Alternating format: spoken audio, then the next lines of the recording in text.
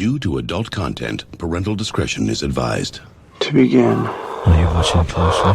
To begin. I'm bored. To start.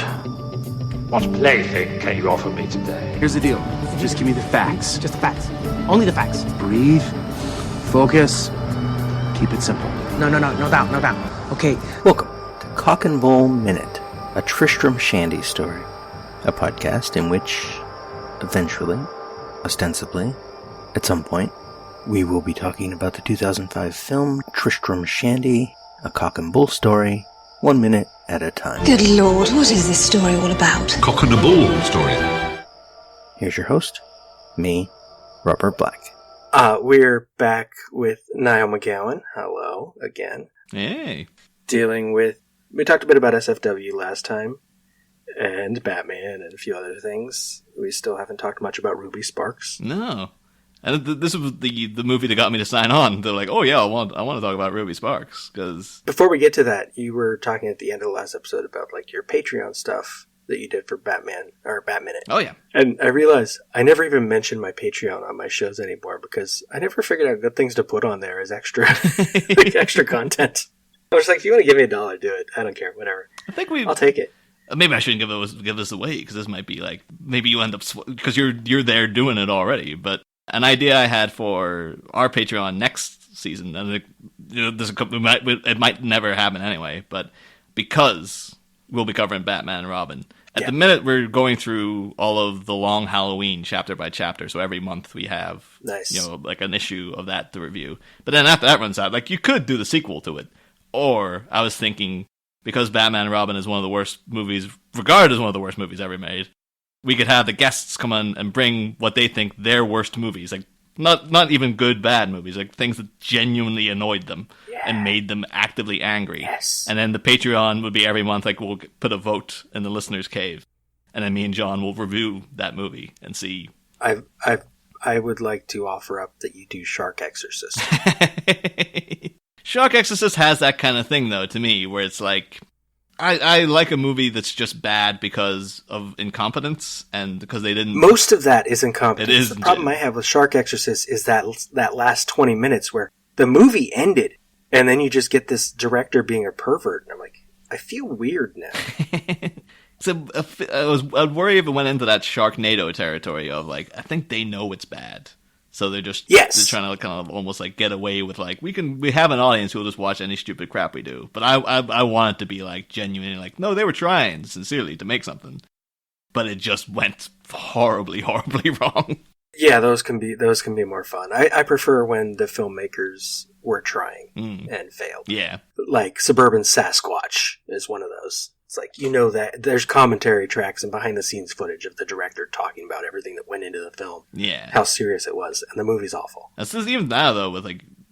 It's even more baffling with him in particular, is, like, Neil Breen stuff, because I've seen through Facebook. Yes. Robert, you're watching a lot. I've seen all of them now. He seems to, like, be genuinely thinking he's making some great statement. He just put out, I don't know if you follow Red Letter Media, but they watched his retrospective thing, which apparently it's a 6-hour...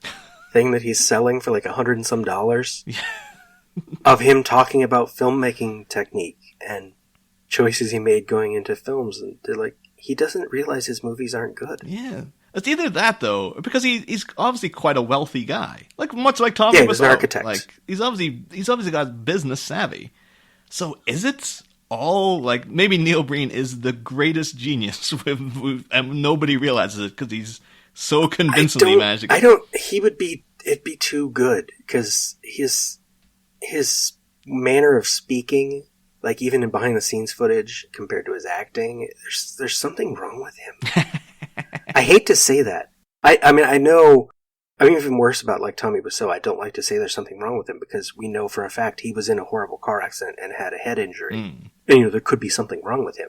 But Neil Breen is just, there's like a personality thing where he has this savior complex where he wants to play these, he literally, no one talks about this, I think it's his third movie, or second movie, called I Am Here Now. He literally plays Jesus, who comes back, and one of his big beefs with humanity and why he's disappointed is we don't have solar power.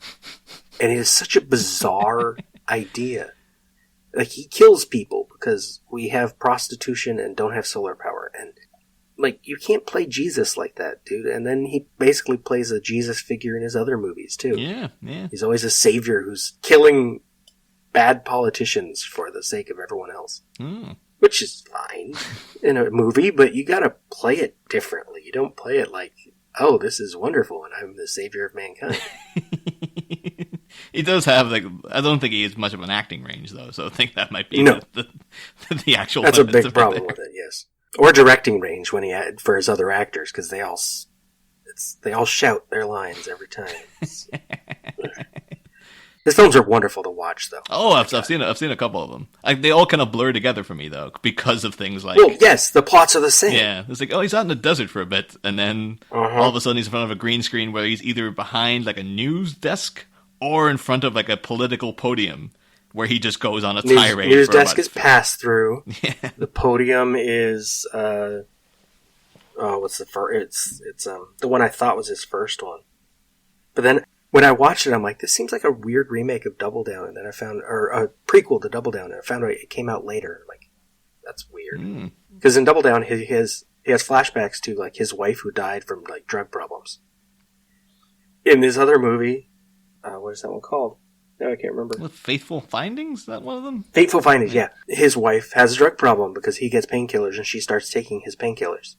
And then she dies. I'm like, okay, this is the prequel to his character from Double Down. It's perfect. But it came out later. And there's different names for the character. I'm like, no, this is your character from Double Down before he became a weird assassin spy who threatens the entire world. But you know what Neil Breen didn't direct? Was Ruby Sparks. Thank God for that. Although one of the things on Batman, people who listen to Batman will know, I always end up tangentially connecting everything back to Batman, because we always have a thing of like, oh, everything's connected. And this movie is almost kind of, weirdly connected in a couple of ways, in that one was directed by, was it Jonathan Dayton and Valerie Faris? I'm always worried it's Valerie Dayton and Jonathan Faris, and I'm getting them mixed up every time. But they directed a bunch of videos for the Smashing Pumpkins, including the video for The End is the Beginning is the End, which is the spin-off single for Batman and Robin, which they co-directed with Joel Schumacher, so everything's connected. Nice. Plus, it stars Paul Dano, who, of course, is now playing the new version of the Riddler in Matt Reeves' upcoming The Batman. They're just doing almost like a Jeff Loeb comic, where it's just like, all the villains are in it. Like, freaking Catwoman's in it, the Penguin's in it, the Riddler's in it, everybody's in it. But weirdly enough, watching Ruby Sparks, like, I was already on board for Paul Dano as the Riddler, but watching him in this, I'm like, oh, that guy is such a good Riddler. Yeah. Because particularly towards the end, where it's like, the Riddler's a very petty, sort of slightly, well, the Riddler's very smug, but he's got like a real fragile ego, and he loves to manipulate people, and he has like a real power trip where like, oh, he gets to mess around with you with like death traps with riddles, and he's always one step ahead of you and all this kind of thing. Yeah. And just, that is Calvin in this movie. Oh, especially when he tells Ruby what he can do and makes her like bark like a dog. That scene, yeah, I can see it. That I remember that was because I remember this movie coming out, and I was very excited for it, because this is like, I liked Zoe Kazan back in like the me and Orson Welles days and stuff, so I was like on board for this. And it was weird because it was kind of marketed like, oh, it's like a kooky rom-com. And then when you watch it, it's like, no, it gets really dark towards the end. Like it goes into right. It's like deconstructing not just rom-coms but relationships. And trying to make people be who you want them to be. But then I remember that sequence in particular is like, we just getting her to like bark like a dog, and getting her to declare that he's a genius and that she loves every part of him and all this other stuff. Calvin, listen to me. If this is how you think about people, then you are in for a long, lonely, fucked up life. Do you hear me, Calvin? Je te jure, tu ferais mieux de... Qu'est-ce que... Je parle français? Mais je ne sais pas parler français. Qu'est-ce que... See, Ruby speaks French.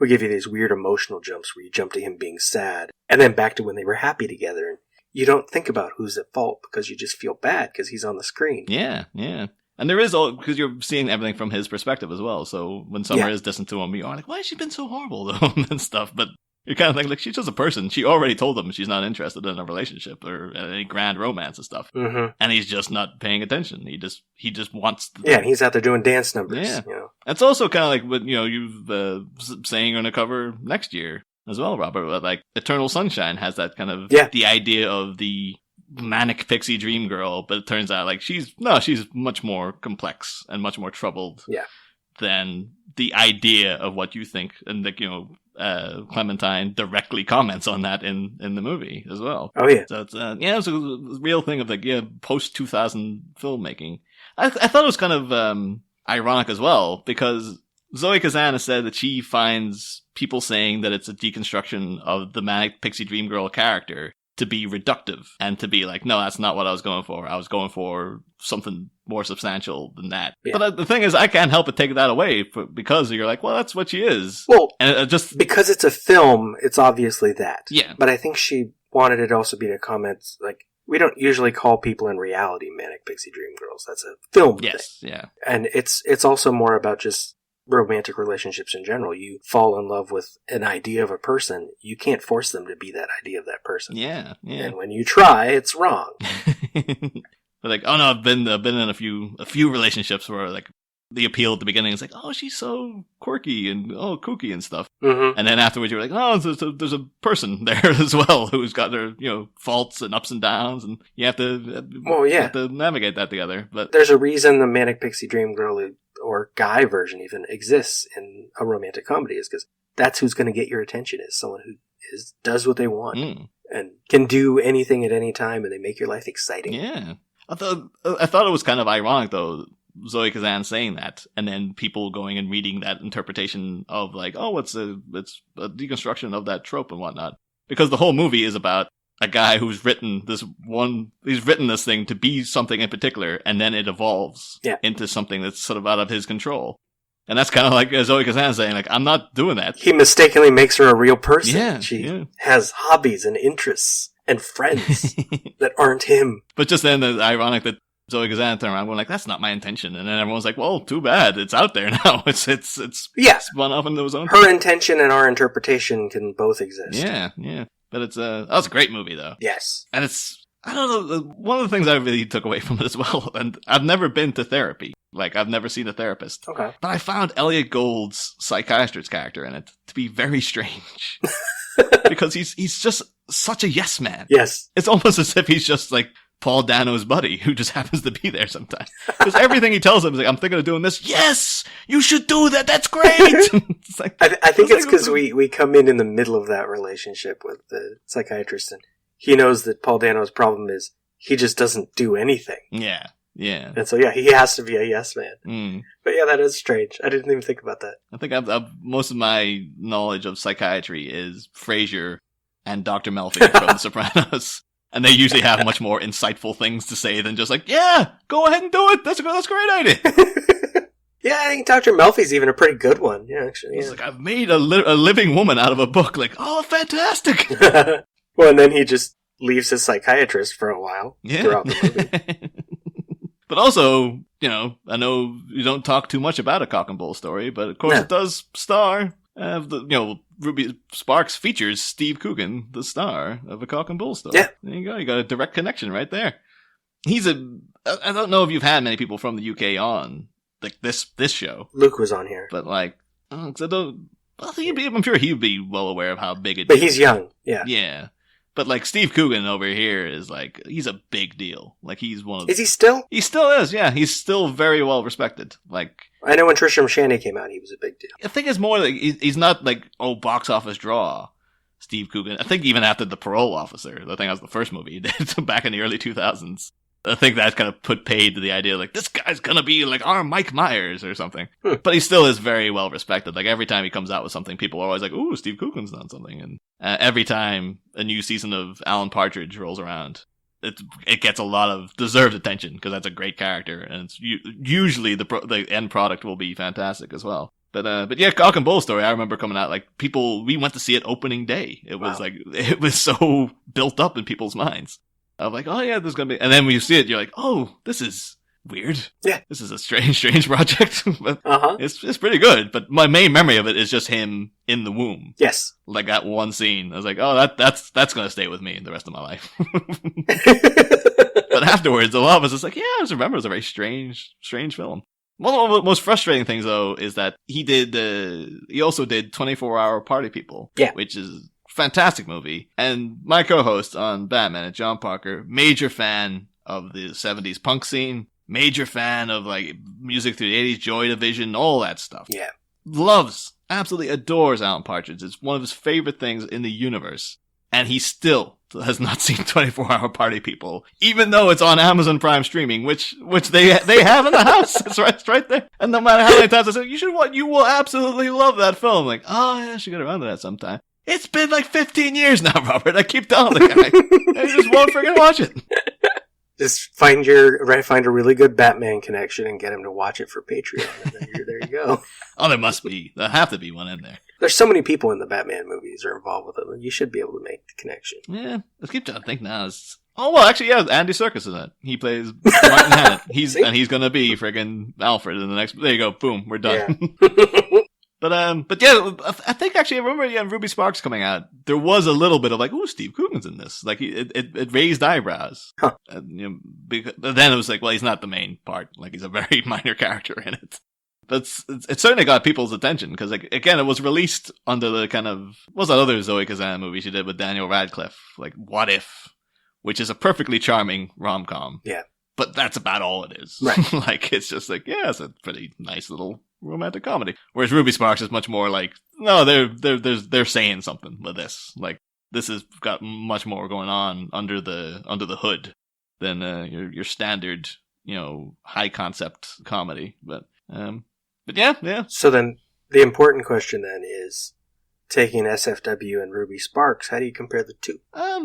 But I do think there's definitely thematic connections in, I think, yes. mentioned earlier, like the idea of someone been brought about and then put into the world and people having an idea of what that person is supposed to be, and then it just being contradicted by them actually having emotions and genuine feelings and been like, I don't want to be this thing that you think that I am and stuff.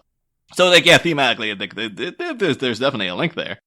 I know, well, that's the thing, though, because I don't know if I would ever watch SFW again. Like, I think the first time was like, it was weird for me watching again recently because it feels like less of a movie. Because I think it's deliberate because it's like that punk energy to it where scenes are disconnected and it's like random bits of violence. And then he goes to some other person's house and something happens. He goes to some other person's house and it's less of a coherent thing. So this is what I'm doing for this show right now is I would say Ruby Sparks is the better film. Oh, yes. Yeah. But SFW, despite me now being, 26 years older than when it came out, it still kind of means something to me, even though that energy isn't even in my life anymore. Of wanting to be like that rebellious sort of crazy person that can do what he wants. I'm much more shocked that it's not, like, more remembered. Like, you actively had to send me a Dropbox link to... Yeah, and that's just because I own it on DVD. Yeah, and they went trawling the internet. Like, it's not streaming, it's barely available. Yeah, and it seems like because it's such a time capsule, and it is capturing, like, a moment, yeah, that it would be, like... but it's weird that like something like Airheads is more well remembered than SFW is. That is weird, yeah. There's even a fandom that could get attached to this if they wanted, because the girl who shoots him at the end is from Buffy, Who is she in Buffy? Seems like I didn't recognize her. It was Tara. That was Tara? She's a lot younger. Yeah. Oh, that did not recognize her at all. She looks like a little kid. I mean, when she joined Buffy, she's playing a teenager, but I think she was in her 20s. Ah. At this point, she is a teenager, so she looks young. Holy crap! It's like, yeah, just I absolutely love Buffy, and it just facial blindness or whatever. It just kicked in. Did not detect that at all. Well, and her part here is very small. Yeah. She's the new face for the future. One of the things, though, that definitely does somewhat date SFW is that it's very, very white. In all the characters, yes, and almost to like the point when you see Spob and his buddy in the shop together, like, or in the convenience store, You're like, they got the same haircut, they got the same kind of clothes. You almost would be like, if you mix those two guys up, I wouldn't be. It's much more because Stephen Dorff is the much more charismatic actor. But it's like, yeah, these guys just all kind of look alike, don't they? Like, it was not, nowadays you'll be like, no, you gotta freaking mix it up and throw some kind of diversity in there. But they did get some interesting looking guys at least, because like Jack Noseworthy has a face you could recognize. Jake Busey's in it. Oh, that's right, Jake Busey is in it. They're distinct, but yeah, it's all. Like Tobey Maguire before he's anything that big. Like you could almost, in terms of doing that whole, it's the same character. Oh no, you couldn't. I was going to say, you could say he's playing the same teenager from Fear and Loathing in Las Vegas. And that's set in the 70s. So it's like, I can't do that. It was actually, the Tobey Maguire thing was weird really quick, because in this movie, I thought he looked more like, what's his name, Kieran Culkin? Oh, yeah. In his scene, and I'm like, wait, Kieran Culkin would be too young in 94. Who is this? And it took me a moment to realize it's Tobey Maguire. So I'm like, he can't be in this movie. He'd be like 10. I think it's that, because actually, weirdly enough, one of the Culkins, I think it's not Kieran, because I was like, oh, like friggin' Wallace from Scott Pilgrim's going to play that part. But even the younger Culkin apparently is playing Joel Schumacher in a TV show coming up. I don't know when, particularly nowadays. I have no idea when this thing's going to come out. Right, production's all. But I think weird.